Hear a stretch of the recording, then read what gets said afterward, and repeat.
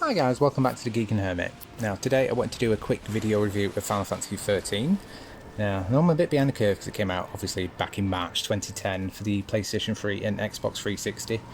But if you can see by the channel these days, you can kind of see that we're doing more story-based games, reviews, and especially Final Fantasy XIV, the online one. So I thought it's probably a good time now to do a video review of every single Final Fantasy game. Just not in order, because obviously I started at 13 for some reason. I think I started there because it's one of the more controversial ones and I kind of like it. So anyway, the controversy around Final Fantasy XIII is basically, it revolves around three main things: the combat, the plot, and how linear the game is. Now for the plot, I think a lot of it is just a lot of the terminology thrown around at the beginning. It's just, it doesn't make sense until it's explained a little bit into it. Like you'll hear words like Falsi, Lissi, and Seath. And obviously they don't mean a bloody thing, but obviously as the game goes on, it explains it, and it goes on, it obviously all clicks into place.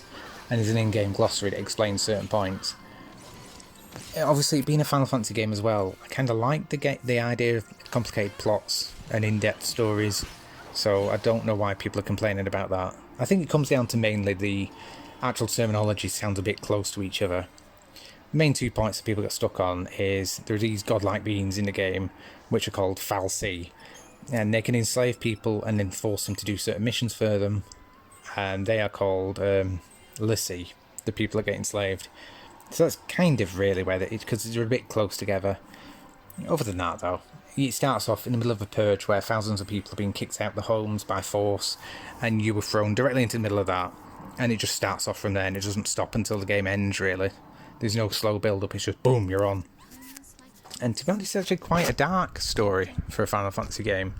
I mean, there's even an apparent suicide in it later on. So yeah, it does get kind of dark, and there's not... Sometimes I think it probably does miss a odd bit of levity sometimes. Obviously to put Vanille and Hope in there, I think to raise it a little bit, because obviously it's all doom and gloom all the time, it gets a bit... But I like the plot, so I don't know what people are complaining about. The combat, again, it is a completely different shift away from the previous games, where you still have a party of 3 out of a total of 6 people, but you only directly control one person, and you can only control the other 2 by telling them what role to play as, like a Ravager, which is basically a mage, or a healer, or a tank, or basic warrior sort of thing. So what you have to do is then swap between these roles, and then everyone changes. It sounds a bit faffy, but it explains it, and it does come into its own. And it's just when you really start off at the beginning, it feels like you're just pressing X. Just right, yeah, press X to attack, and then press X, and it'll just do it for you. But obviously, as it gets more in depth, it does get more complicated. There are lots of different roles as well in the game. There's like, I'll try not to use in-game terminology, just so you understand. So basically, there's casters, mage, healer, tanks, warriors, and the idea is you're supposed to kind of mix those up a bit. And if you see at the top in the combat, you'll see a percentage bar on the top right, like a stagger point. And most of the damage done before that fills up is kind of irrelevant, or it's only bits and bobs. The whole aim is to build up that stagger point so it maxes out, and when that maxes out, that's when you put on the heavy damage and you can actually kill things. You build it up by playing as like a saboteur, which basically rips off their shields or poisons them, or you use a mage to do it, and then that'll do... It just builds up that percentage bar all the way through, and when it staggers, that's when you throw your melee warriors in, basically commando, and they do ridiculous amounts of damage, so it's all about that. And it's really quite fun, and later on it just gets really difficult in certain battles. So I kind of like it, it's just a bit of a learning curve. Now for the linearity, you can't really argue, it is completely linear. It's not as bad as literally running a straight line, but there's only one direction really to go. You can maybe go the odd different path here and there, but there's no world map, there are no towns, there are no shops for instance. It's all just streamlined. Right, here's what's happening, go, go, go, go, go. Normally in any other game I probably wouldn't have liked that, and at first it did feel a bit jarring, because like, well okay, where the hell's the shop? So I'll wander around the town. But for the purposes of the plot and the actual game itself, it does make total sense, because you're basically being shunned, everyone fears you in a place called Cocoon, which is like this encapsulated society in like a little floating moon, which I think is the easiest way I can explain it. and everyone fears you because you're now this enemy of the people. So it wouldn't make sense really with you're just wandering around willy-nilly shopping or collecting flowers for a side quest. It's literally just, here's your mission, boom, go, go, go, go, go, go, go. And about 20 hours in, when you end up on Pulse, which is like a massive landmass below the moon, that's when the game opens up and you end up like some gigantic open area, and it feels really refreshing when you get to that bit, because you can run around the chocobos, do side missions, do these hunting missions, and you can spend hours and hours and hours there. Where previously on Cocoon, it's literally just run forward, do this, do this. But I think for the purposes of the plot, it does make sense. And I think people need to get it out of their head sometimes as well. Not every game on the planet needs to be like The Witcher 3 or Skyrim, for instance, where it's open world.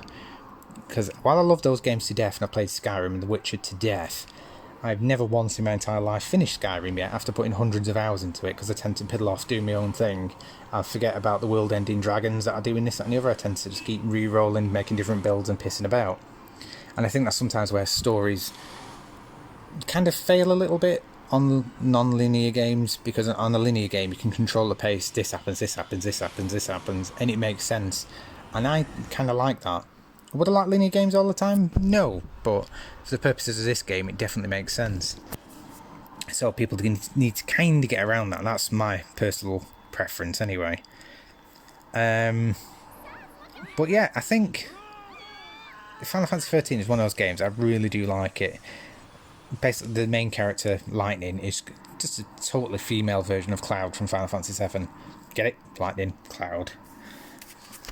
And I think that's probably what brought me to it. I love the voice acting in it. The graphics still look amazing for this day and age. I just think it's a really solid entry. This is the PC port as well I'm recording, which I had a bit of an issue with if I loaded it up without a controller being plugged in. I don't know why. As soon as the controller's plugged in my Xbox 360 one, it ran like a dream. But before that, it used to stutter a bit. I don't know. I'm not sure if that's just my machine or it's just being a bugger. But yeah, it's actually got a really good in-depth plot, in-depth combat system. I liked it. The only negatives I would say about it, there's certain areas that just drag on and on and on. Like there's bloody mountains early on. And it just, at the beginning, it just kind of keeps splitting up your team into twos, so you're wandering around with just two of the characters. I think it's so you can get to know them a little bit more rather than just being a side part. But that bit does feel like it goes on a little bit too long, and especially the last part of the entire game for me, this cradle. I won't go into it so I don't spoil anything, but my god, I hated that area. It looks fancy at first, but it's confusing, it's messy, and all the fights make me want to rip my eyeballs out. You'll know when you get there, trust me. Anyone that's done it probably understands as well. But yeah, obviously Final Fantasy XIII is part one of 3 games in the Final Fantasy XIII series.